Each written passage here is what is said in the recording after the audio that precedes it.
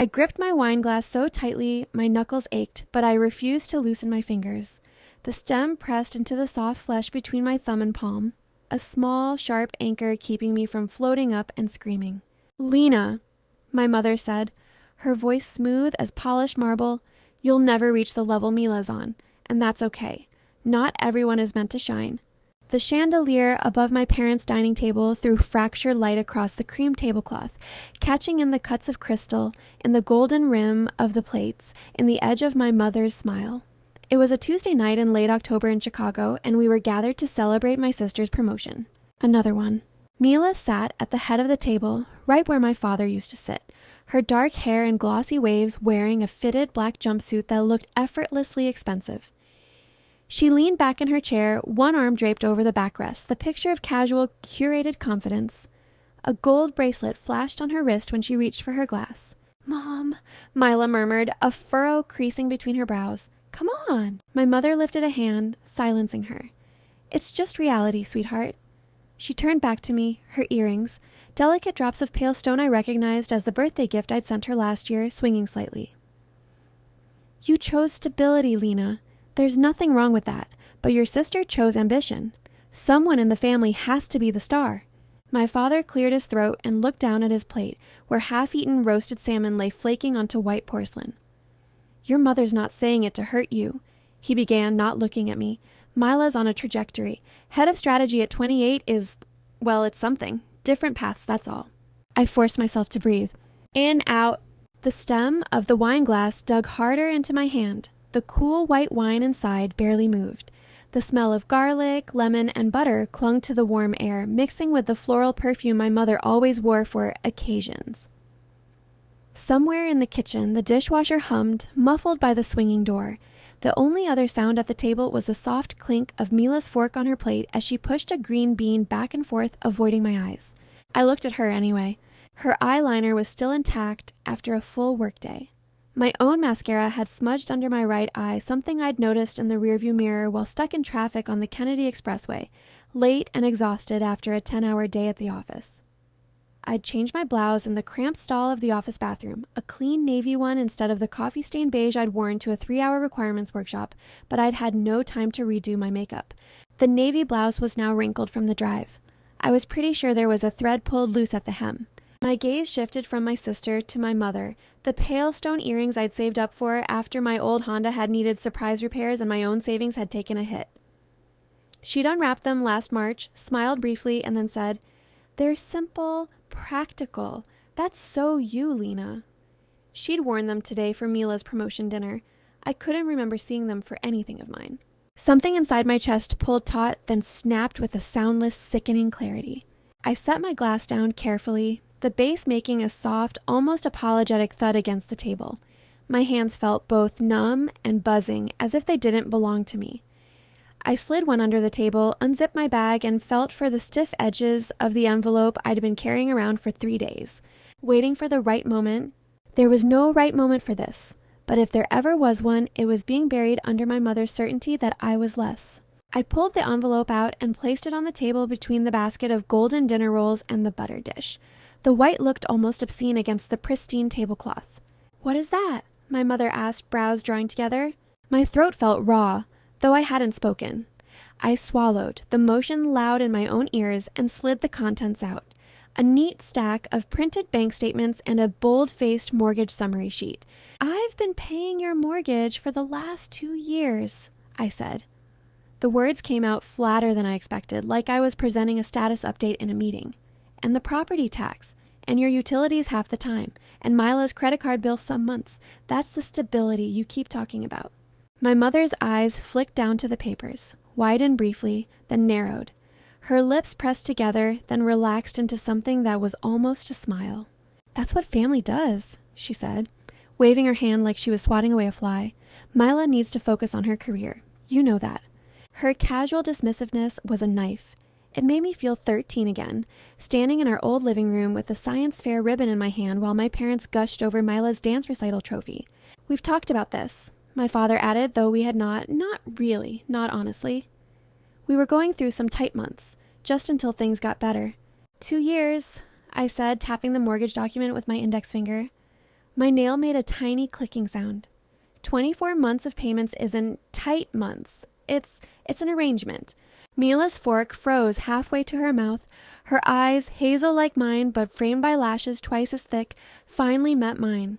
"What are you talking about?" she asked, genuinely confused. You help, but...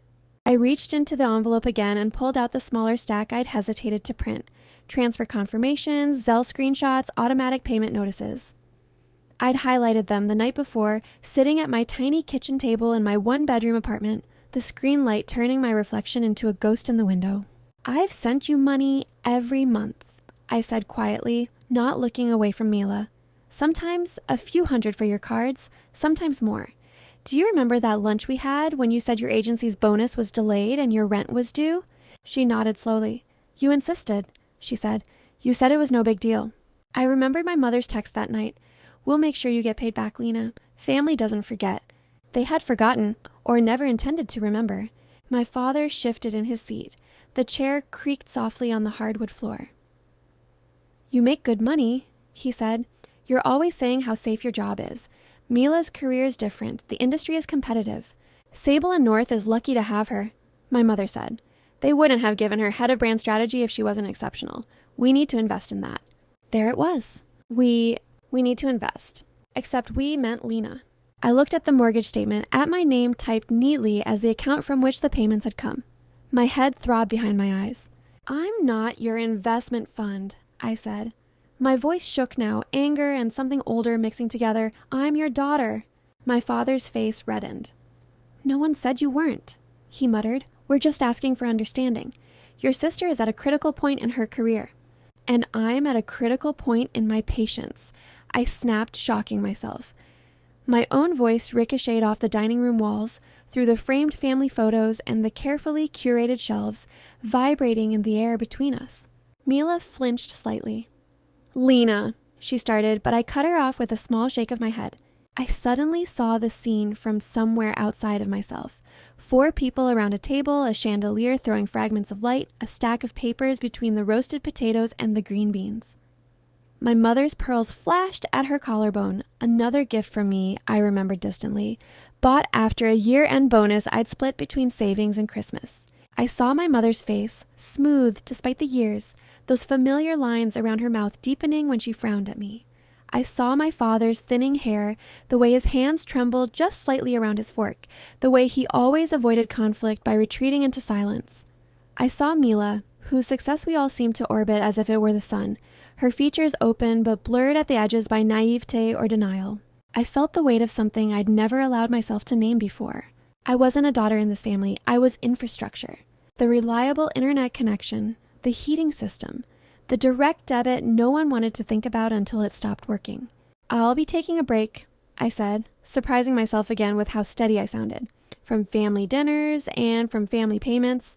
My mother's eyes snapped wide. "Lena, don't be ridiculous," she said, her voice tightening like a velvet rope around a VIP section. "You can't just cut us off. We're a family." "Families don't keep score," my father added quickly. "We've done so much for you."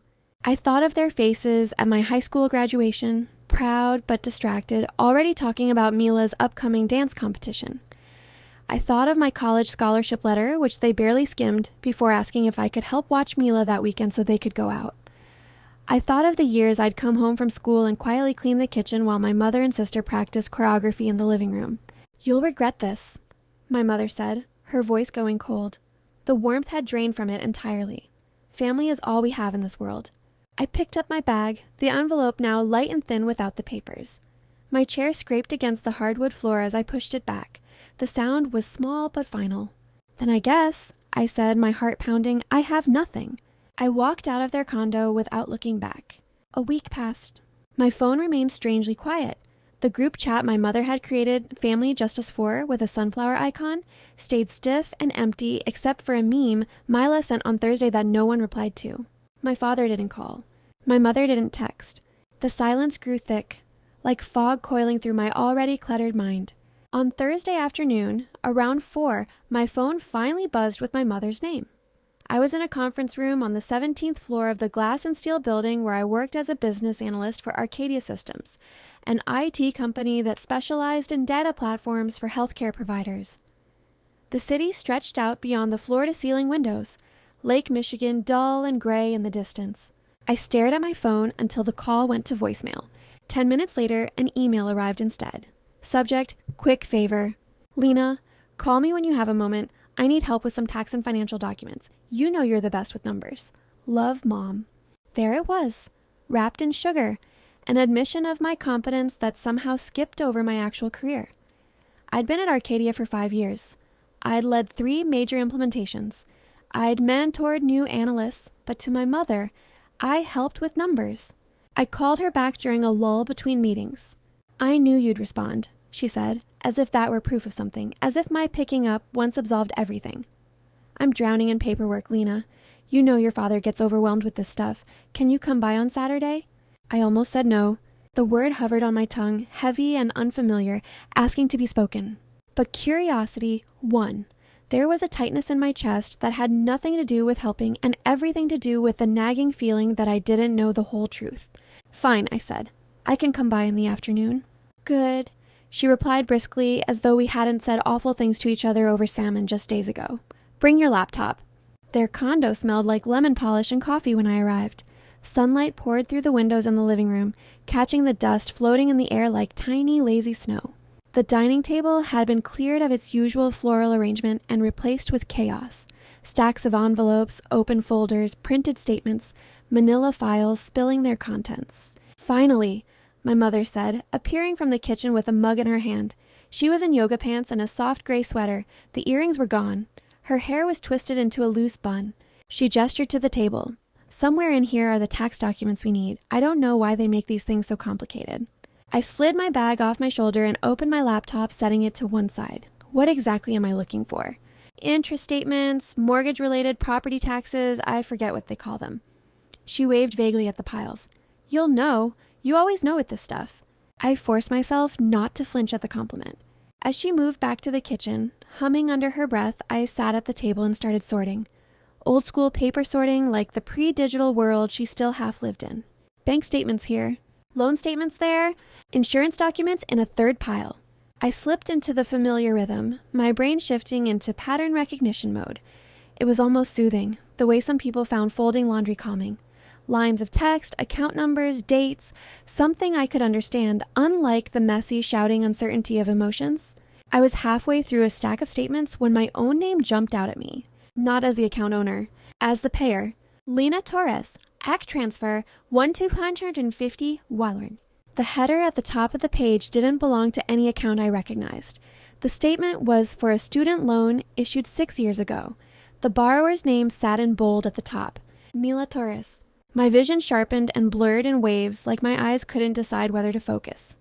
I read the line again. Transfer from checking 7-2 in the amount of 1,250 CORs, payment posted March 3rd. My checking. I flipped to the previous page. Another payment. Same source, different date. The loan balance had decreased steadily over the last year, thanks apparently to a payer who hadn't even known she was making the payments. Mom? I called, trying to keep my voice neutral. No answer. The sound of running water from the kitchen faucet. I scanned further down into the stack, my heart picking up speed. There, 3 pages later, was another document, a summary of payments.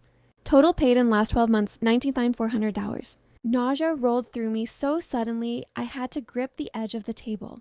My fingers pressed into the wood and I felt another texture beneath them. The fine scratches my mother had once complained about when I'd been too rough with the chairs. I flipped rapidly through the pile now, sorting abandon. Car payment statements, all for a silver Subaru Crosstrek registered to Mila, listing a series of automatic withdrawals from an account ending in the same 4 digits as mine. My account. Credit card bills with luxury department store logos at the top, followed by itemized charges, restaurant names, clothing brands, rideshare services. On the last page of one statement, total payment received $2,500. Source, external account ACH, Torres L. My mouth went dry. I didn't remember doing any of that. Not like this. Not at this scale. The room tilted slightly, the edges of my vision going soft. The hum of the refrigerator grew louder, the ticking of the kitchen clock suddenly distinct. I felt an icy tingling creep into my fingers, up my forearms, numbing my skin while my heart slammed against my ribs like it was trying to escape. I pushed back from the table, the chair legs screeching against the wood. "What is this?" My voice sounded wrong in the quiet condo, higher and thinner than usual. My mother appeared in the doorway to the kitchen, frowning. "What's what?" She set her mug down on the counter with a soft clink. I held up the student loan statement, the page trembling visibly in my hand. "This," I said, shaking the paper just enough for the numbers to blur. "Mila's student loan, $19,400 in the last 12 months, paid from my account."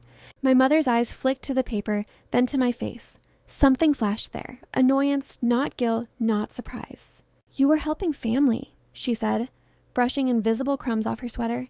"You know how these things work now. Automatic payments and all that." My father appeared behind her, drawn by the raised voices. He was in his worn jeans and a flannel shirt, house clothes that always made him look softer, almost harmless. "What's going on?" he asked, peering over her shoulder. "Did you find the mortgage interest forms?" My mother asked him instead of answering me. "Answer me," I said. My voice dropped, gaining weight. "Did you use my account to pay Mila's loans?" My mother sighed as if I were being unreasonable. "Lena, don't make a scene." A scene. There was something almost funny about that. My entire life had been stage managing scenes in which Mila was the star, my parents the adoring supporting cast, and I the technician in the booth, making sure the lights stayed on.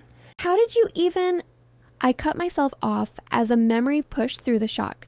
3 years ago, sitting at the same table, my mother had asked me to help set up online banking for them. I'd walked her through creating accounts, linking them, setting up bill pay. She'd insisted on writing my passwords down, just in case something happened. "Did you set these up?" I asked slowly, holding up the car payment statement now too. "Without telling me?" Her chin lifted. "We talked about helping your sister after college," she said. "You've always said you wanted to support us. I didn't think you needed a line item approval every time. It's all for the family." "For the family? Or for Mila?" I asked. My father stepped fully into the room, his expression pinched. "Lena, your mom asked me before setting anything up," he said. "We both agreed that this was the best way. You're good with money. You don't spend much. Mila's in a field where appearances matter." "And my field?" I asked, my voice gaining volume now despite myself. "My work, my life, my debt?" "Software people don't need fancy clothes," my mother said dismissively. "You said yourself most days you just wear jeans." "I'm not a software engineer," I snapped, almost laughing at the absurdity of that being the point. "I'm a business analyst, and that's not the point." Mila emerged from the hallway, phone in hand, drawn by the noise like my father had been.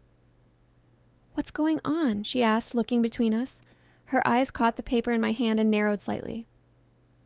"Are those my loan—" "You used my money," I said, speaking over her, "without asking. For your loans, your car, your cards, $19,400 on the loans alone, in 1 year. My mother pursed her lips. "You make it sound so ugly when you say it like that," she said. "We're a family. We share." "Do we?" I asked, "because when I needed help with the down payment on my apartment, you said you couldn't spare anything. When my alternator broke and I asked if I could pay you back over a few months, you told me I should have saved more. But for Mila—" "Mila's building something," my mother interrupted, "a career that could really take off. She's the face of her agency. Do you know how many people see the campaigns she works on? We need to support that. You have a stable job." I finished for her, bitter familiarity coating the words. "I know. You've said it 100 times." Mila shifted her weight, looking uneasy.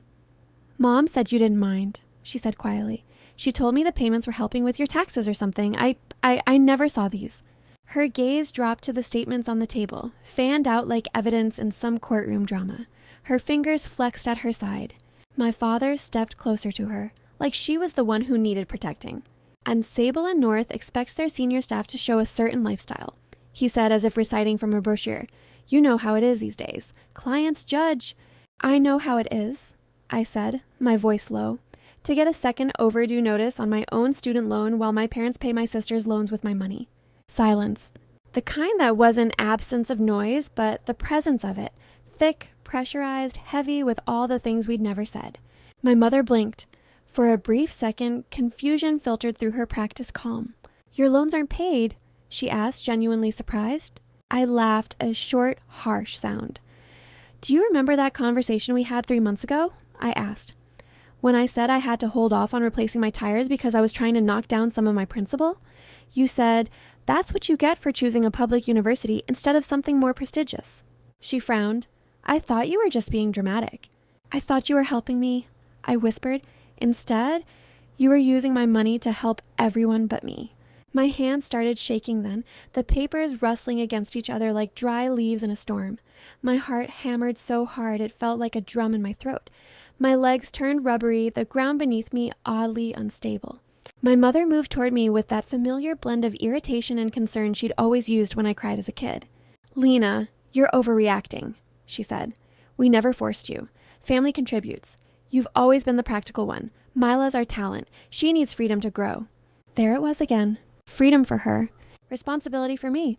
Not as sisters, equals, but as roles in a system I had never consented to. "Do you have any idea?" I asked slowly, each word carved from something brittle and sharp inside me.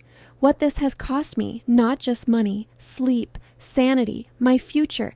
Every time you've called with another emergency, every time I've said yes because I thought..." My voice broke. I forced it back. "Because I thought that's what a good daughter does." My mother looked at me like I'd started speaking a foreign language. "Being good means supporting your family," she said. "We've always taught you that." "And what does being a good parent mean?" I asked. "What does being a good sister mean?" No one answered.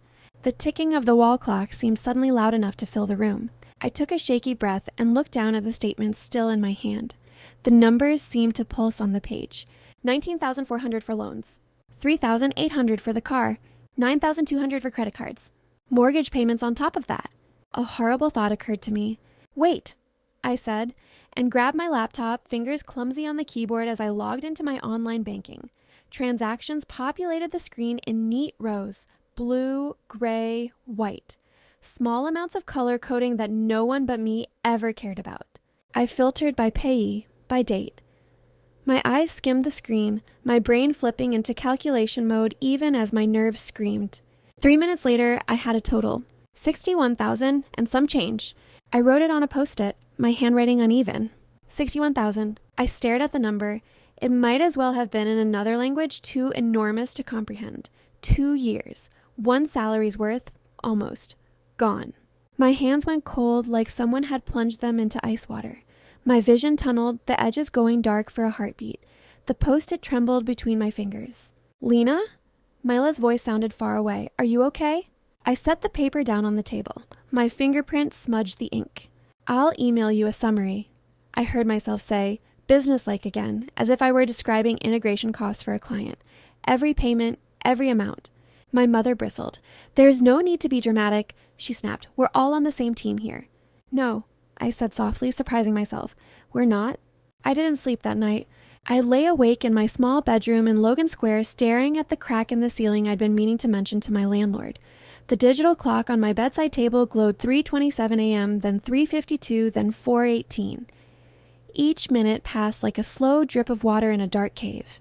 My mind replayed the afternoon on a loop, splicing it together with a dozen other memories I'd never pieced into a pattern.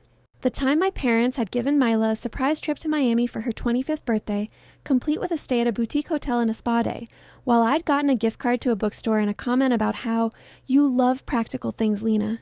The time my father had asked me to help out just this once with the property tax, promising it was temporary and then never truly stopping.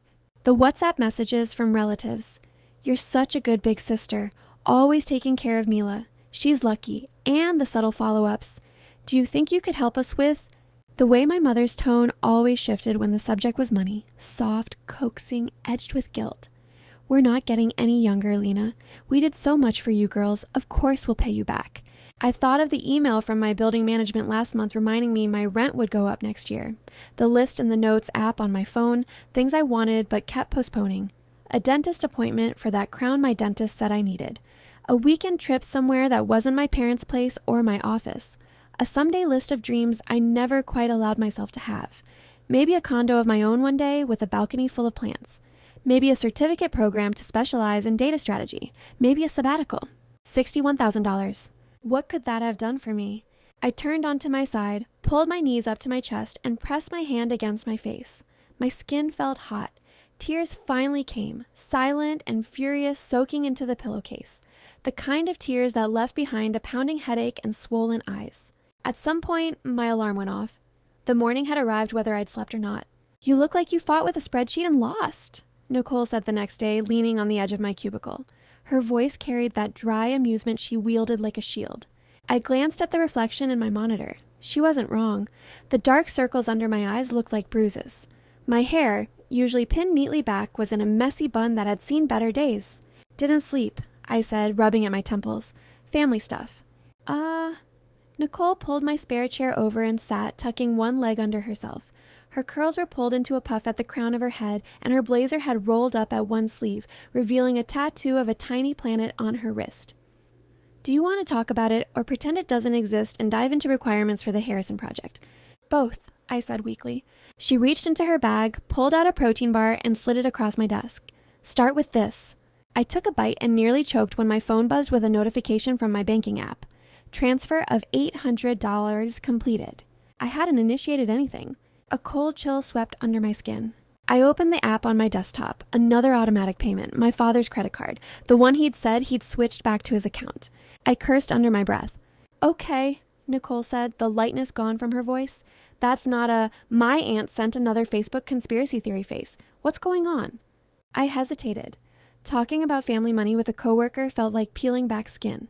But Nicole wasn't just a coworker. Over 3 years of late-night deployment calls and shared cabs, she'd become the closest thing I had to a friend in Chicago.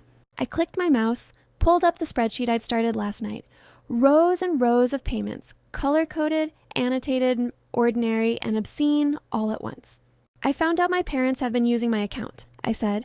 "Not just for the mortgage, for everything. Mila's loans, her car, credit cards, their stuff. It's a lot." "How much is a lot?" she asked, brow furrowing. I swallowed. "About $61,000 in 2 years. Nicole let out a low whistle. "Holy..." I nodded numbly. "And they did this how?" she asked. "They stole your info?" I shook my head. "I gave it to them. Sort of.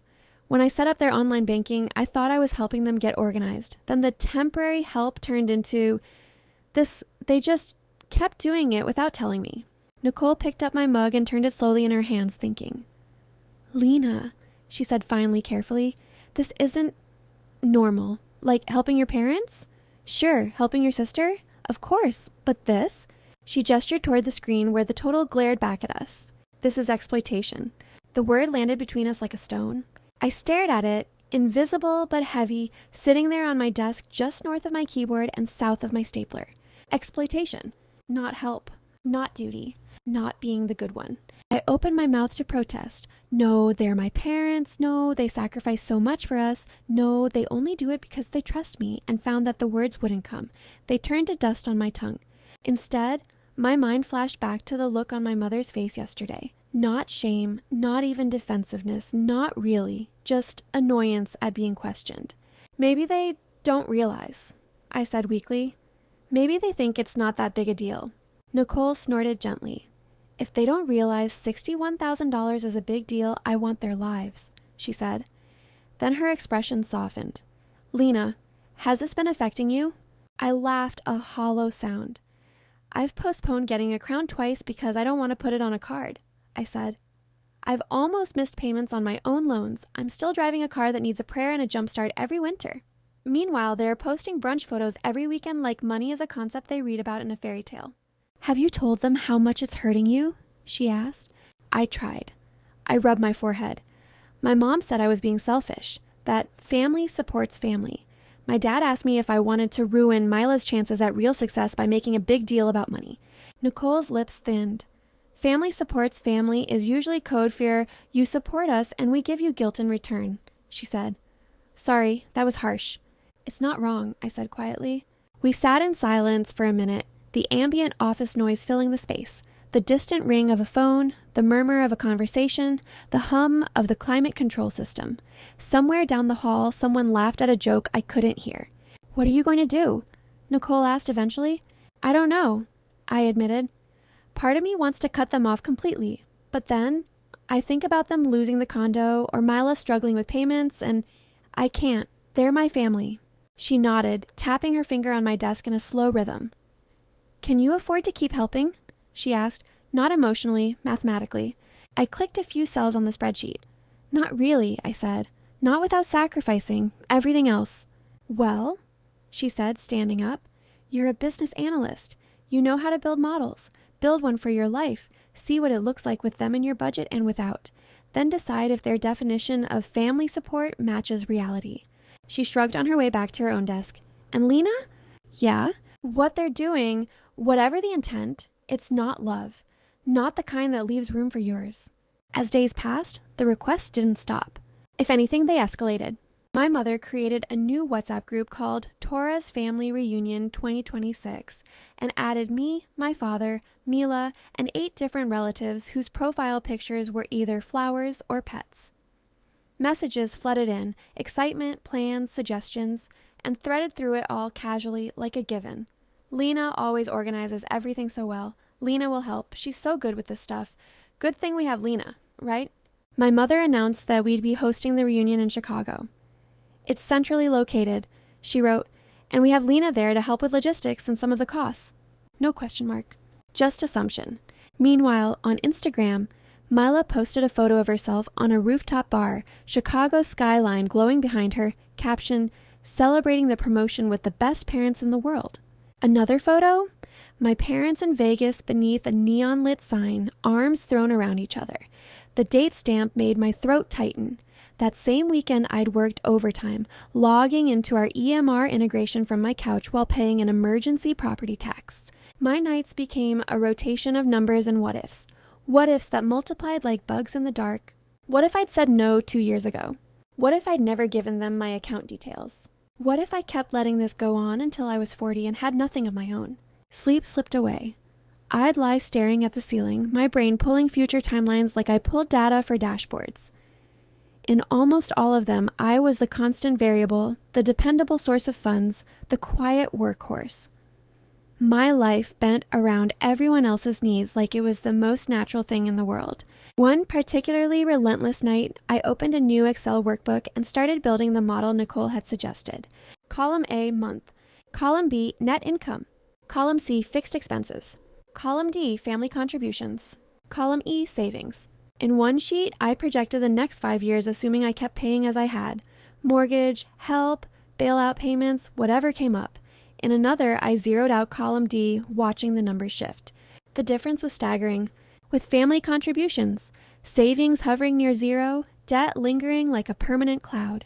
Without a growing wedge of green, debt dropping steadily, a car replacement in year 2, a down payment for a small condo in year 4, actual vacations. I stared at the charts until my eyes burned. In all my scenarios, one thing remained true. My parents' financial situation did not improve unless I took the hit. They weren't adjusting their lifestyle. They were just plugging the gaps with me. Exploitation. The word returned, less foreign now. The next Saturday, I found myself back at my parents' condo. I hadn't planned to go, but my mother had sent 3 increasingly urgent messages about finalizing reunion deposits. And part of me knew that if I didn't face this head on, it would keep growing in the shadows. When I walked in, the smell of marinara filled the air. My mother stood at the stove, stirring a pot. My father sat at the table, scrolling on his tablet. Mila perched nearby, a stack of bridal magazines spread out in front of her. Bridal magazines?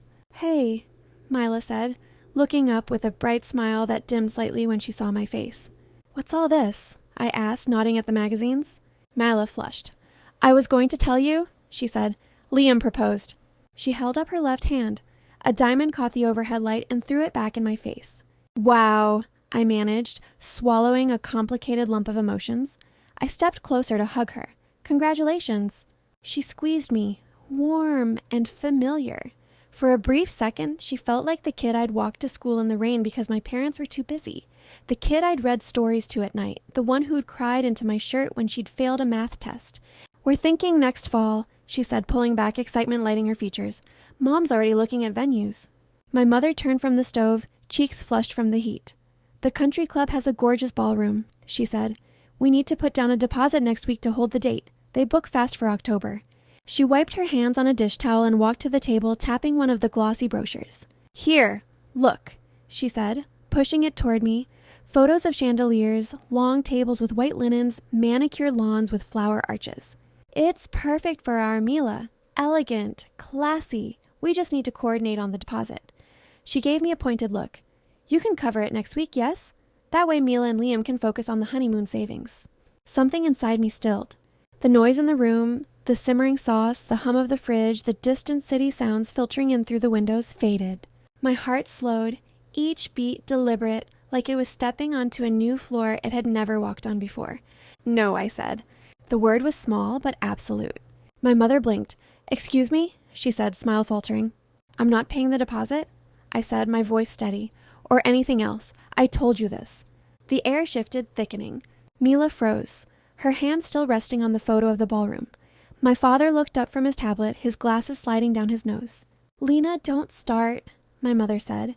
We already had the dramatics with the mortgage. This is your sister's wedding. Don't ruin it. I'm not paying, I repeated.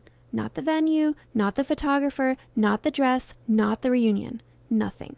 My mother's face contorted, a flicker of something ugly surfacing before she smoothed it over. You can't just decide that, she said, laughing, but there was no humor in it. We're already planning around your help. The family's counting on you. Your sister has a fiancé with a job, I cut in, and a good salary. She has agency bonuses. She has parents who are willing to move mountains for her. She does not need my money on top of that. My father set his tablet down, the plastic case making a dull sound against the wood. Be reasonable, Lena, he said. Mila's wedding is a once-in-a-lifetime event. So is my life, I said. My throat was tight, but the words came out anyway. I get one too. No one is saying you don't, my mother snapped, but you're better positioned to help. You make more than we ever did. You don't have kids. You're not engaged. Your money is just sitting in some account. It's not sitting anywhere, I said. It's been pouring into this household like a leaky pipe, and I'm the one getting soaked. Mila stood slowly, eyes wide. Lena, wait, she said. Mom, maybe we... Her mother shot her a look that silenced her. You're being cruel, my mother said to me. You're choosing money over your family, over your own sister's happiness. I'm choosing my survival, I replied. I'm drowning. You're asking me to bring more water. My father's jaw clenched. We gave you everything we had growing up, he said. Maybe it wasn't perfect, but we did our best. This is how you repay us? I thought I was repaying you, I said. Even when you didn't ask out loud, with every transfer, every bailout, I thought I was being a good daughter, but apparently there's no amount that will ever be enough. My mother opened her mouth, eyes narrowing, ready to spit out another retort. For the first time in my life, I spoke over her. I am done, I said, enunciating each word. There will be no more direct debits, no more temporary help, no more assumptions. If you try to use my account without my explicit permission, I will treat it as fraud. My father actually flinched at the word. Lena, he said, voice low, you wouldn't do that. I would, I said. I already called the bank. New accounts, new passwords, new alerts. This isn't a threat, it's a boundary. Mila's hand flew to her mouth. You changed the accounts? She asked, sounding startled. Yes, I said. My accounts. The ones in my name. You can set up your own. You can ask for help like adults, not siphon it off like thieves, hung in the air between us, unspoken but understood. You've never talked to us like this, my mother said, her voice softening, trying a new tactic.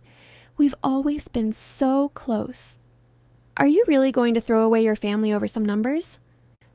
Some numbers, I repeated, almost laughing again. It's $61,000, Mom. And it's not just the money, it's the way you talk to me, like I'm the backup daughter, the support staff, the one who's supposed to be grateful for the privilege of being used. Mila took a tentative step toward me. Lena, she said quietly, I didn't know, I swear. Mom always said, I know, I said. I don't blame you for everything, but I need you to understand I am not your safety net anymore. You will need to learn how to stand on your own. The hurt in her eyes made something twist in my chest. But underneath that twist was something else, something harder, a spine I was finally finding. Get out, my mother said suddenly. The room went very still. What? I asked. Get out, she repeated, voice low and trembling with rage. If you're going to talk to us like this, if you're going to throw what we've given you back in our faces, then get out. Go live your own life, since that's what you want so badly. I exhaled slowly. For a moment, the little girl inside me panicked. No more Sunday dinners, no more birthday calls, No more were stopping by texts. But another part of me, the one that had spent too many nights staring at spreadsheets of my own depletion, felt something like relief. "All right," I said. I picked up my bag. My hand shook only a little as I slung it over my shoulder. At the door, I paused. "I will always care about you," I said. "About this family, about Mila. But I will not be your bank. Not anymore." I left before they could respond. Outside, the October air knifed through my thin jacket, shocking my lungs. Cars whooshed by on the street. A neighbor's dog barked somewhere. The city was alive, oblivious to the seismic shift that had just occurred in one small condo. My phone buzzed as I reached my car, a text from Nicole. "You survived?"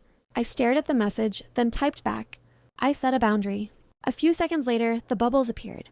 "Proud of you. Now we plan. Bring wine and a laptop." Nicole's dining table was covered in takeout containers, a half-empty bottle of red, and my laptop. She'd cleared space between the mess for a notepad where she'd written Lena's actual life plan at the top in bold letters.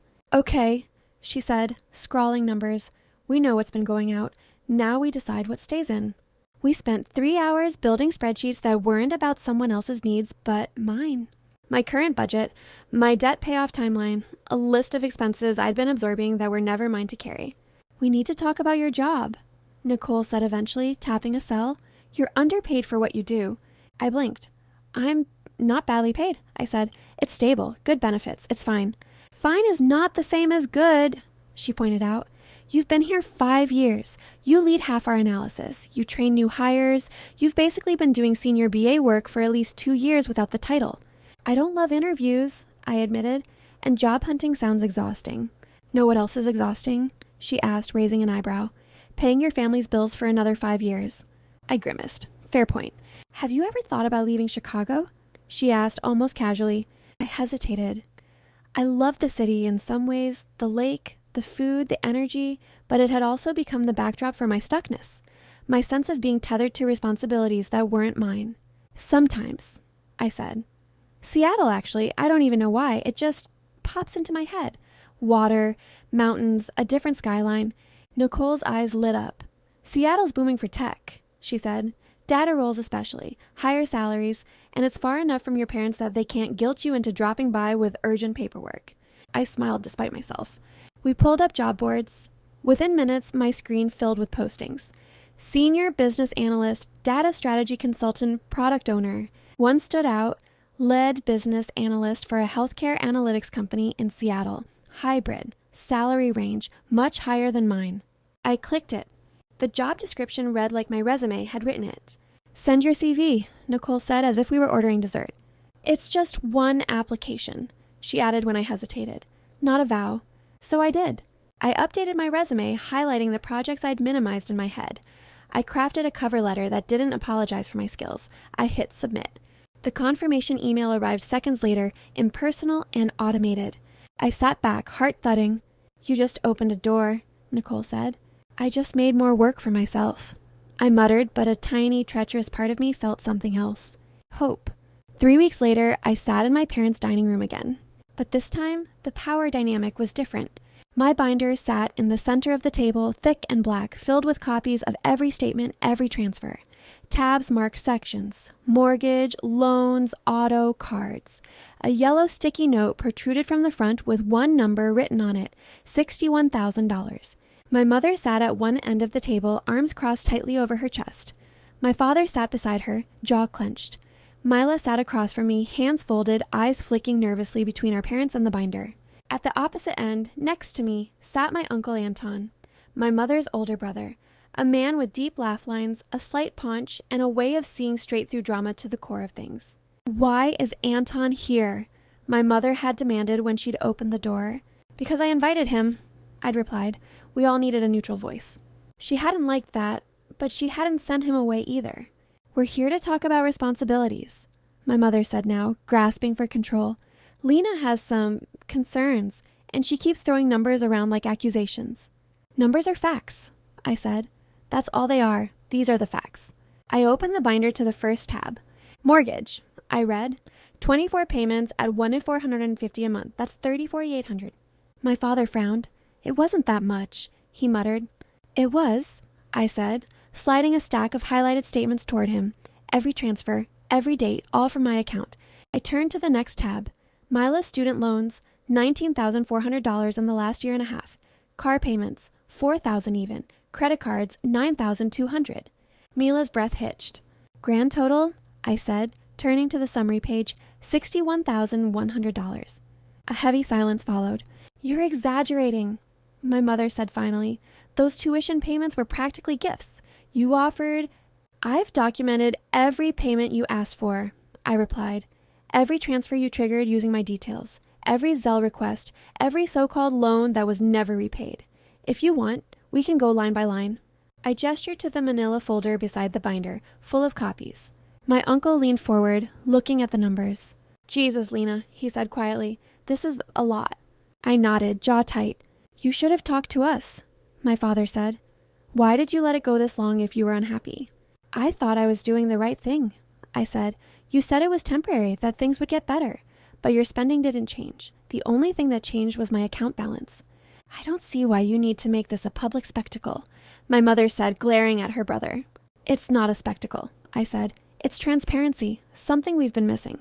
I didn't know, Mila said suddenly, her voice shaky.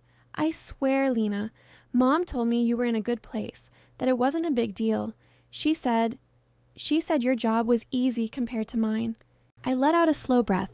I don't blame you for believing her, I said. You weren't the one logging into my bank at midnight. My mother stiffened. We are your parents, she said. We've supported you your whole life. We didn't ask for repayment. You don't get to call this repayment, I said. Repayment implies a debt that could be settled. This was open-ended, one-directional. You never planned to stop. Anton cleared his throat. Elaine, he said, turning to my mother. I've heard bits and pieces from Lena. I wanted to give you the benefit of the doubt, but these numbers, this isn't normal. We help each other in this family, she snapped. You wouldn't understand. You never had kids. That's exactly why I can look at this without parental blinders, he replied, unflinching. In emergencies, sure, families step up. But this? You've turned one daughter into a funding source for the other. That's not help. That's draining her. My father's gaze fell to the table. She always was more serious, he said quietly, more responsible. You could leave things with Lena. She'd handle it. And because she'd handle it, Anton said, you piled more and more on her until she broke. My mother shifted in her seat. You're making us sound like monsters, she said. We just wanted Mila to have opportunities we never had. She has potential. So does Lena, Anton cut in. Or does her stability mean she doesn't count? The words landed with a strange, painful resonance. I had never heard anyone in my family say I had potential. Competence, yes. Reliability, yes. Potential? That had always gone to Mila. I'm not here to make you feel guilty, I said, even though a part of me wanted them to drown in it. I'm here to tell you what's going to happen now. My mother's eyes narrowed. Excuse me, she asked. I will no longer be paying for this condo, I said, or any of Mila's expenses or any family expenses. If you find yourselves unable to cover your mortgage, you'll need to downsize or find another solution. You want us to become renters? My father asked, horrified. I want you to live within your means, I replied, the way I've had to, even while supporting 3 adults. My mother opened her mouth, fury blazing. You ungrateful! I've accepted a job offer, I said, cutting across her words. The room seemed to tilt. What? Mila asked. In Seattle, I continued. Lead business analyst for a healthcare analytics firm. I start in 3 months. My parents stared at me as if I'd announced I was moving to Mars. Seattle? My mother repeated, voice faint. You can't just... I can, I said. And I am. I'll be giving my notice at Arcadia next week. I'll be moving out of my apartment at the end of the lease. I won't be available for emergency house paperwork or last-minute babysitting of your finances. My father's eyes shone with sudden moisture. You're running away, he said. I'm running toward something, I replied. Toward a life where I'm not just a resource. Lena, Mila said, her voice breaking, does this mean you're cutting us off? Completely? I looked at her glossy hair pulled into a low ponytail, at the engagement ring glittering on her finger, at the worry in her hazel eyes that suddenly seemed more real than anything else in the room. I'm cutting off the money, I said, not the love, but I can't be close to people who only see my worth in what I provide. You're twisting things, my mother said. We love you. Then you'll love me without my direct deposit, I said softly. Anton exhaled, long and slow as if he'd been holding his breath. "I'll help them look at their budget," he said, "if they'll let me." My mother shot him a look that could carve stone. "I don't need your pity," she snapped. "It's not pity," he said calmly. "It's accountability, something all of us could use." I closed the binder with a quiet finality. "I'm not asking for your permission," I said. "I came here out of respect, to show you everything, to give you a chance to understand. What you do with that is up to you." I stood. "You're leaving us," my father said, his voice small. "I'm leaving the role you put me in," I replied. "I'll send you my new address when I have it. You can decide whether you want to be part of my life as equals or not at all." My mother's eyes shone now too, but her jaw remained tight. "You'll regret this," she said again, but the conviction was gone. "Maybe," I said. "Maybe I'll regret parts of it, but I already regret staying this long." I walked out, Anton accompanying me to the door. In the hallway, he touched my arm. "They might not thank you," he said. "Not for a long time, maybe never. But you did something important today, for yourself." My voice cracked. "What if I've just destroyed my family?" I whispered. He shook his head. "You didn't destroy anything," he said. "You just refused to keep carrying a house that was already crumbling. That's not destruction. That's survival." Packing my apartment for the move felt like sorting my life into categories. Keep, donate, trash. A chipped mug my mother had given me with Dial One Daughter printed on it in cheap black letters. I stared at it for a long time before dropping it into the donation box. Let someone else be a number one. A photo strip of Mila and me from a summer festival, our faces pressed together, tongues stained blue from cotton candy. I hesitated, then stuck it into a small box labeled Maybe. A manila folder stuffed with old pay stubs, including the first one from Arcadia, when the numbers had looked impossibly large. I slid it into the keep pile, a record of where I'd started. I labeled one medium-sized box New Life, another Old Stories, and a third Undecided. It was oddly freeing to admit I didn't have to decide everything right now. On my last night in Chicago, I stood in the empty living room, looking at the faint rectangles on the wall where pictures had hung. The room echoed now, my footsteps sounding too loud on the hardwood floor. Outside the window, the streetlights glowed orange, turning the parked cars into anonymous shapes. My phone buzzed on the windowsill. A text from my father. "Good luck with the move. Let us know when you land." That was it. No apologies, no accusations. Just that. It was more than I'd expected and less than I'd once hoped for. I stared at the message for a moment, then typed back. "Thanks, I will." My thumb hovered over the send button. Then I added, "Please remember to remove my old account information from any of your payments." 3 dots appeared. Anton helped. It's done. I exhaled slowly and sent a simple thumbs up. It wasn't reconciliation, but it was something. 6 months later, Seattle felt like a different planet. Morning light streamed into my small Capitol Hill apartment, soft and gray, then brightening to gold as the clouds shifted. The skyline here was lower than Chicago's, the buildings spreading out instead of stabbing upward. On clear days, I could see a snow-capped mountain on the horizon like something pulled from a postcard. The air smelled different, moist, clean, occasionally tinged with coffee from the shop downstairs. My phone buzzed on the kitchen counter with a notification from my loan servicer. Payment of $2,400 received. New balance, $9,800. I stared at the numbers, letting them sink in. 6 months ago, that payment would have been unthinkable. Now, with my new salary, my reduced expenses, and the absence of secret, outgoing transfers, it was doable. I opened my banking app. Savings account, a number that didn't make me flinch, an emergency fund that was truly mine. Debt, shrinking each month. No glaring red flags from unexpected auto payments. No insufficient funds warnings. Just stability, the kind I'd kept giving away to everyone else. My laptop chimed from the small dining table that doubled as my desk. I patted over in my socks, mug in hand, and sat. An incoming video call request popped up. Nicole's face filled the screen a second later from her kitchen in Chicago, her hair bundled into a satin scarf, a mug the size of her head in her hands. "Wow," she said, grinning. "Look at you. Pacific Northwest glow-up." I snorted. "That's just my ring light." She peered past me at the window. "Is that sun in Seattle?" "Rare event," I said. "We're all supposed to make a wish." "How's Meridian treating you?" she asked. I shrugged, but it was a content shrug. "Busy," I said. "Good busy. We just closed 2 major hospital systems last quarter. My director said they want me to lead the analytics roadmap next year." "I told you," Nicole said, pointing at the screen. Underpaid and undertitled, now look at you. Lead BA living near a mountain like a main character. I laughed, the sound feeling freer in my own ears. How are things there? I asked. Same old, she said, rolling her eyes. We miss you. The new guy keeps messing up the user stories. I keep saying, Lena would never have written it like that, but they won't hire a hologram version of you. I smiled, a warm ache tugging at my chest. I miss you too, I said. She took a sip of her drink. And how's the family side of things? She asked carefully. I exhaled. Complicated, I said. We're in low contact, occasional texts, no money talk, no demands.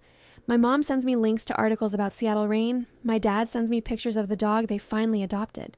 You didn't cave when the reunion came up? She asked. They canceled it, I said. Too expensive, apparently? I didn't gloat. Much. And Mila? She asked. I hesitated, glancing at the corner of my screen where a new email notification had appeared. Her name. We've been talking, I said. More than before, weirdly. She's trying. I clicked the email open. Subject, update, and a question. Hey, Len. I took over the mortgage last month. It's a lot. I didn't realize how much they were relying on you until I had to look at the numbers myself. Dad suggested I ask you to help out until I get established. I told him I've been established for years, just not financially independent. That's changing now. It's harder than I thought, saying no to brunches and buying cheaper wine, but it feels good. Like the life I'm living is actually mine. I'm paying my own cards, my own loans. I'm talking to a financial advisor next week.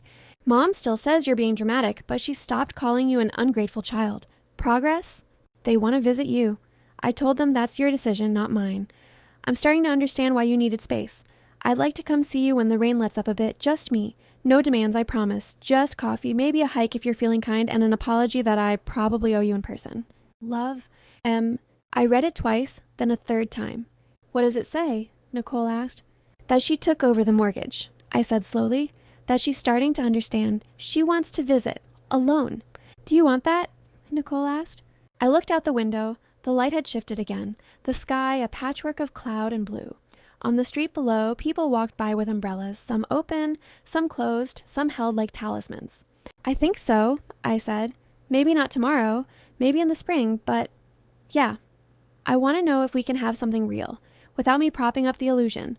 Then that's your answer, Nicole said. After we hung up, I sat for a long time in the quiet apartment, fingers hovering over my keyboard. Eventually, I replied, Hey, Em. I'm glad you're taking control of your finances. It's not easy. I know that better than anyone. I'm proud of you for trying. I'm not ready to see Mom and Dad yet. There's too much that hasn't been acknowledged, and I need to protect the peace I've found here.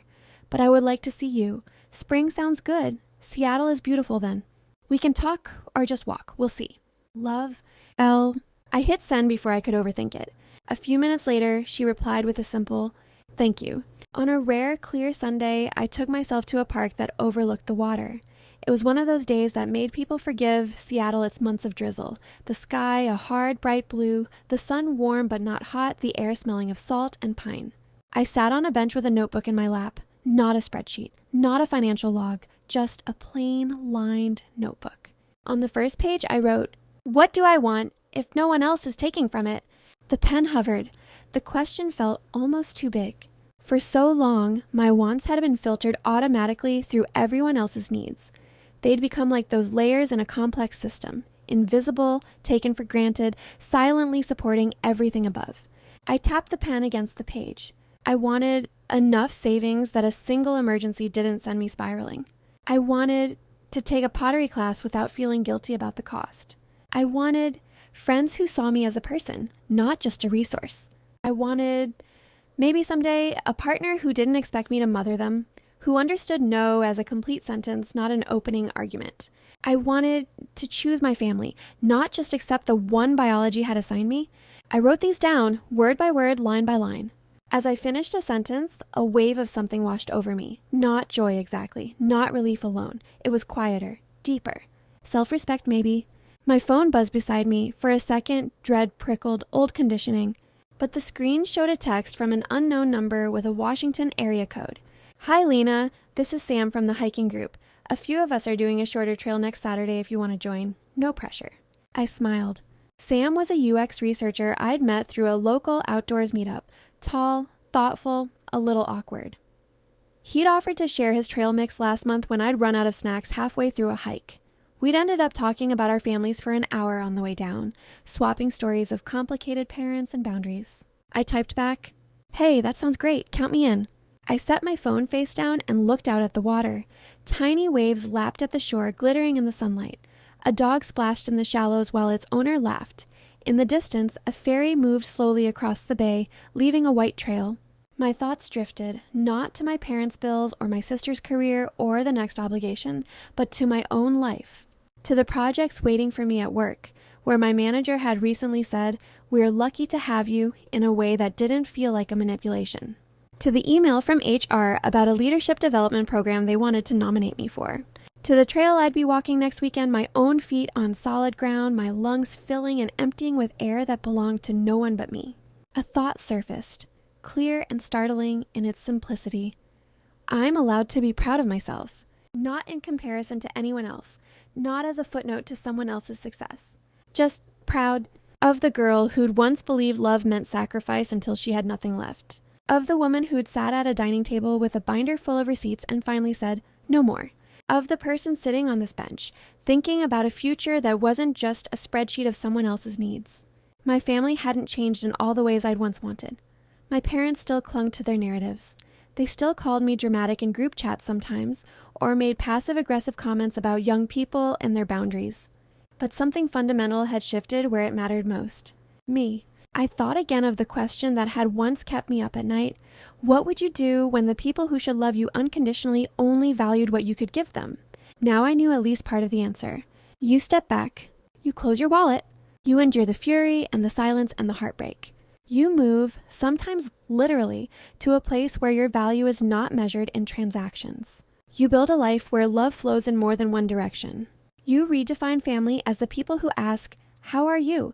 instead of "Can you help?" and are willing to hear the full answer.